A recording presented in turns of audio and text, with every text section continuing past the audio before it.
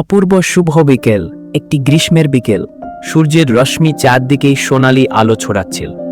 গ্রামের এক শান্ত জায়গায় ছোট্ট একটি কুঁড়ে ঘরে বাস করতে রাজু ও তার মা।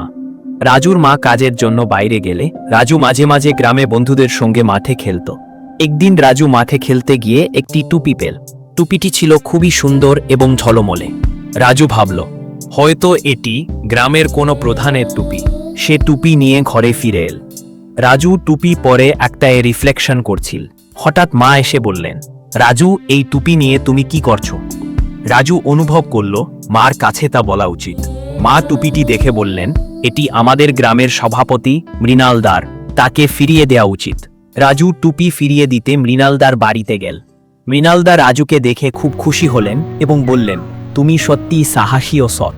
পরে তিনি রাজুকে পুরস্কৃত করলেন এবং তাকে আরও ভালো মানুষ হওয়ার জন্য উৎসাহ দিলেন। রাজু মায়ের শিক্ষা মনে রেখে সেই দিন থেকে সৎ থাকার সংকল্প করেছিল। ওই টুপির মাধ্যমে রাজু শিখেছিল যে সৎ এবং ভালো কাজ করতে পারলেই জীবনে বড় কিছু অর্জন করা সম্ভব। এভাবেই রাজু বুঝতে পার